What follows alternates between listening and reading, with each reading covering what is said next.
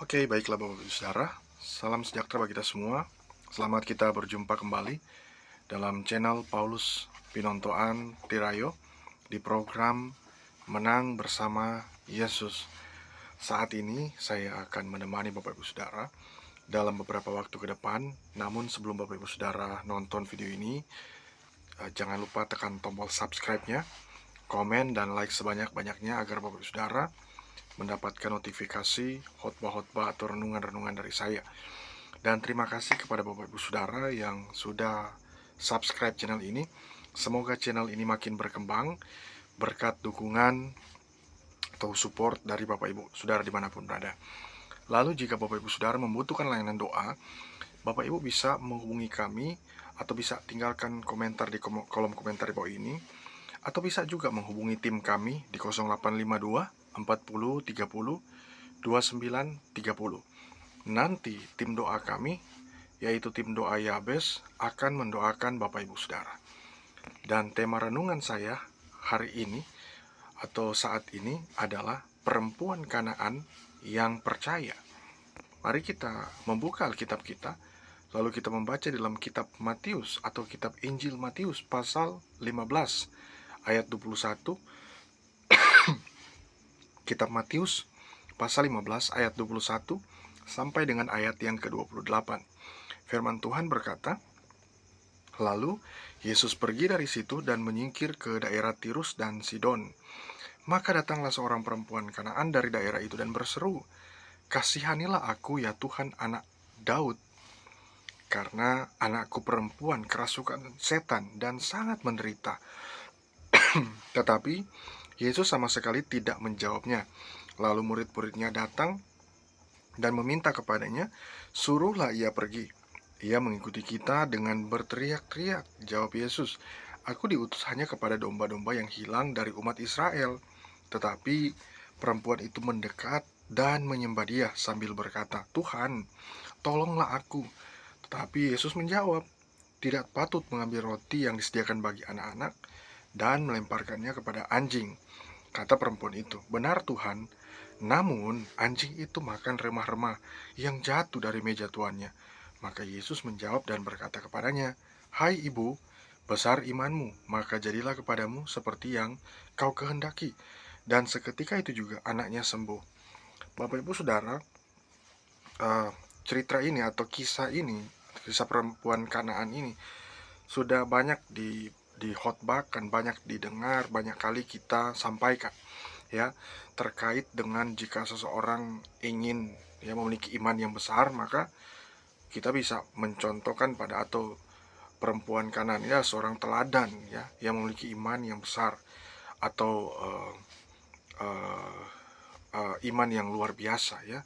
Jadi memang kalau kita perhatikan apa yang dilakukan oleh seorang perempuan Kanaan ini adalah hal yang sebenarnya beresiko bagi dia, karena dia ada di tengah-tengah orang Israel atau di tengah-tengah orang-orang yang dipilih oleh Tuhan, sedangkan dia bukan orang yang dipilih, ya, karena memang tinggalnya di Kanaan, lalu kemudian dia memang orang Kanaan, dan orang Kanaan tidak bergaul dengan orang-orang Yahudi atau orang-orang Israel.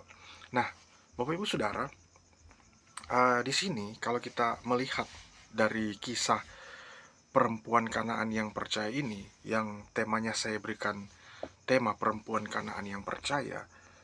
Nah, kita dapat melihat iman yang luar biasa yang ditujukan kepada kita sebagai audiens atau para pembaca atau para pelaku firman, bahwa ternyata ada seorang perempuan, sosok yang luar biasa, yang dimana dia nggak mudah menyerah, ya, dimana dia menjadi berbeda dengan orang-orang lain pada umumnya.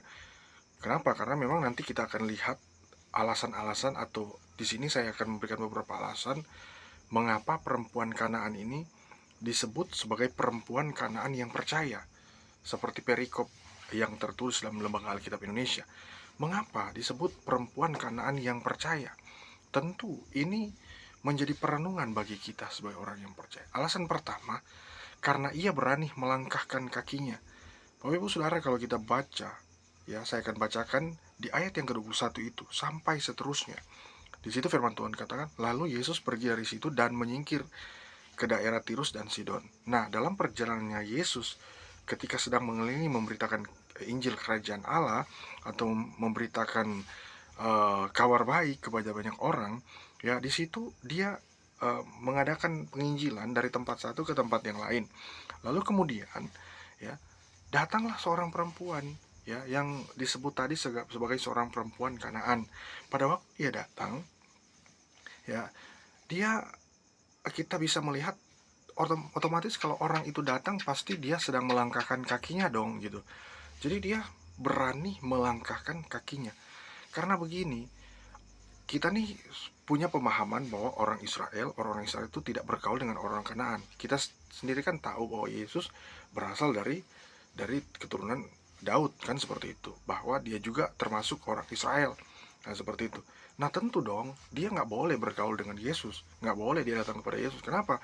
Karena tentu harus dengan beberapa syarat ya. Beberapa syarat, beberapa hal yang harus dia lengkapi ya. Tetapi kalau kita lihat mulai dari runut ayatnya itu, sebelum dia datang kepada Yesus, otomatis dia akan orang nih kalau mau datang kepada orang yang pasti nggak kenal kita, pasti kita akan malu kan gitu.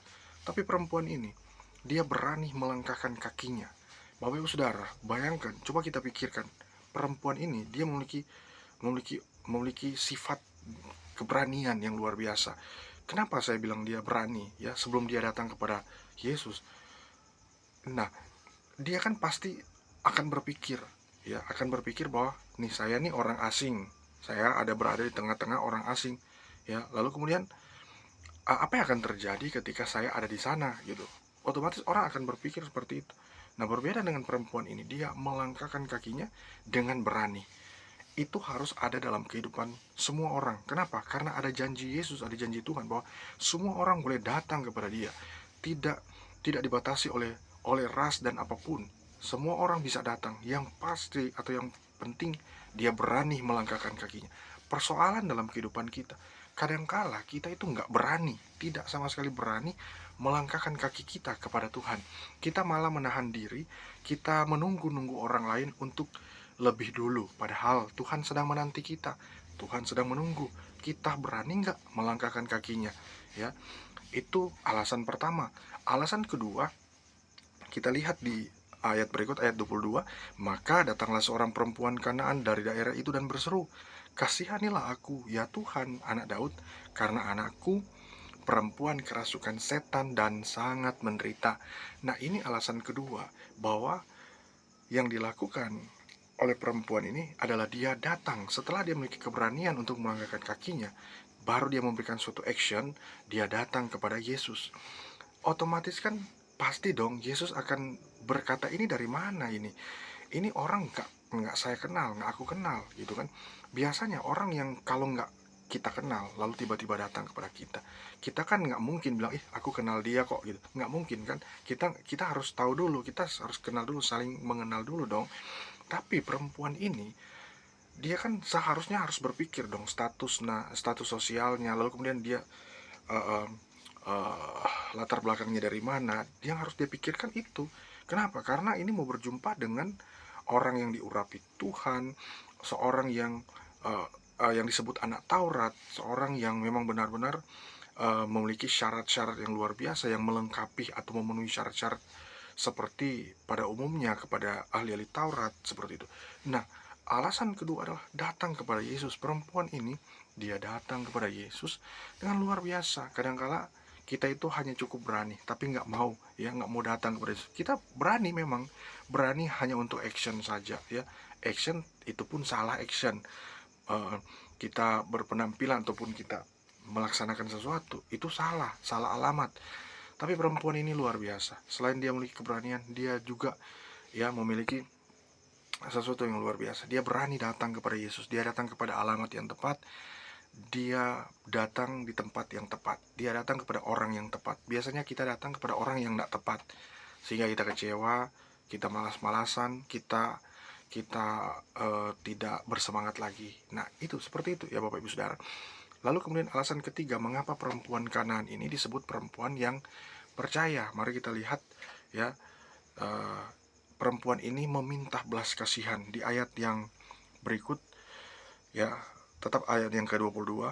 Maka datanglah seorang perempuan Kanaan dari daerah itu dan berseru, kasihanilah aku ya Tuhan, anak Daud, karena anakku perempuan kerasukan setan dan sangat menderita. Kita tahu bersama bahwa anak perempuan inilah yang sedang membutuhkan doa, membutuhkan topangan, membutuhkan kesembuhan. Tetapi loh, kok kenapa orang tua atau ibunya atau perempuan ini malah begitu ngotot untuk meminta belas kasihan?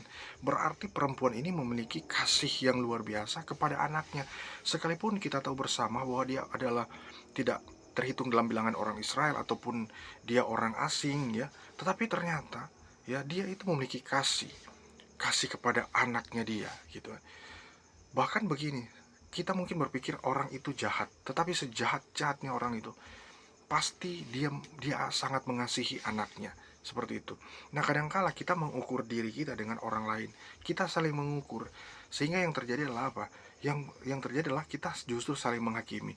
Tetapi perempuan ini mendapat respon yang luar biasa dari Yesus, di mana Yesus ketika perempuan ini meminta belas kasihan, Yesus terus menunjukkan hal yang luar biasa. Yesus memberi respon juga bahwa dia akan uh, melakukan perkara yang besar. Nah, Bapak Ibu Saudara, maka marilah kita tetap percaya kepada Tuhan dengan sungguh-sungguh lagi, maka Tuhan akan memberkati kita. Semoga video ini dapat bermanfaat bagi kita semua, dan Tuhan Yesus memberkati.